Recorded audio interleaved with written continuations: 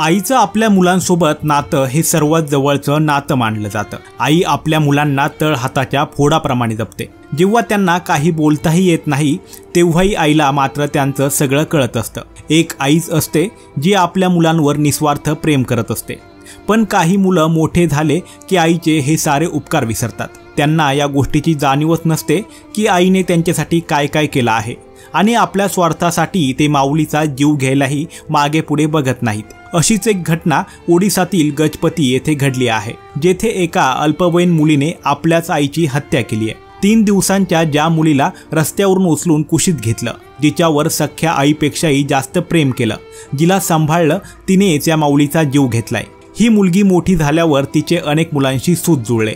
याला आईने विरोध केला, त्यामुळे या मुलीने आपल्याच आईची हत्या केली आहे। त्यानंतर तिने एक खोटी कहाणी रचली, मात्र एका गोष्टीने तिच्या साऱ्या योजना फसल्या। 54 वर्षे राजलक्ष्मी कार या भुवनेश्वर येथील रहिवासी होत्या।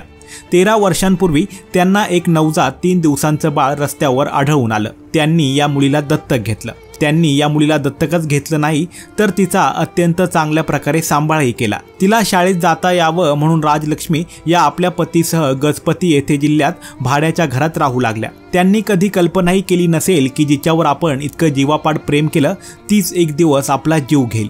राजलक्ष्मी यांनी दत्तक घेतलेल्या 13 वर्षांच्या अल्पवयीन मुलीचे 2 तरुणांसोबत संबंध होते। तिच्या या संबंधांना राजलक्ष्मी यांचा विरोध होता।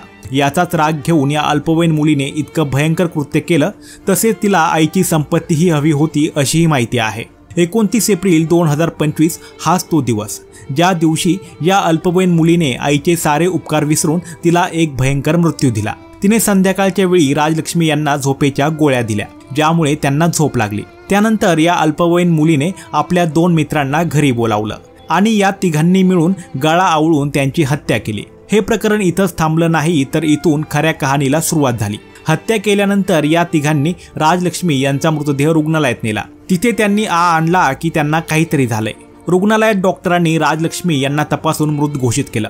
तेव्हा अल्पवयीन मुलीने सर्वांना सांगितलं की राजलक्ष्मी यांना हृदयविकाराचा झटका आला आणि त्यातच त्यांचा मृत्यू झाला। राजलक्ष्मी यांना पूर्वीही हृदयरोग असल्याने कुटुंबातील सदस्यांना ही गोष्ट पटली। त्यानंतर 30 एप्रिलला त्यांनी पुरी येथे राजलक्ष्मी यांच्यावर अंत्यसंस्कार केले आणि राजलक्ष्मीचे भाऊ त्या अल्पवयीन मुलीला भुवनेश्वर येथील त्यांच्या घरी घेऊन गेले। काही दिवसांनी 14 एप्रिल 2025ला राजलक्ष्मीचा भाऊ शिवप्रसाद मिश्रा यांनी पोलिसांशी संपर्क साधला। त्यांनी आरोप केला की त्यांना मुलीचा मोबाईल फोन सापडला आणि तिच्या सोशल मीडिया चॅट्स पाहिले। त्यातून त्यांना कळलं की मुलीनेच राजलक्ष्मी यांना संपवण्याचा कट रचला होता। त्यानंतर तक्रारीच्या आधारे पोलिसांनी हत्येचा गुन्हा दाखल केला आणि अल्पवयीन मुलीसह तिच्या 2 मित्रांना अटक केली। पोलिसांनी दिलेल्या माहितीनुसार घटनेनंतर गणेश रथ वय वर्ष 21 आणि दिनेश साहू वय वर्ष 20 यांनी महिलेच्या घरातून 70 ग्रॅम सोनं आणि 60,000 रुपये रोख रक्कम चोरली होती। या अल्पवयीन मुलीनेच हे दागिने गणेशला दिले होते, जे विकून त्याला 2,40,000 रुपये मिळाले। या पैशातून त्याने एक बाईक विकत घेतली आणि राज्यभर फिरलाही। या प्रकरणी पोलिसांनी 3 मोबाईल फोन, 2 उषा, 30 ग्रॅम सोनं आणि इतर पुरावे जप्त केले आहेत। या प्रकरणाची कारवाई सध्या सुरू असून दोन्ही आरोपी सध्या पोलीस कोठडीत आहेत आणि अल्पवयीन मुलीला सुधारगृहात पाठवण्यात आलं आहे।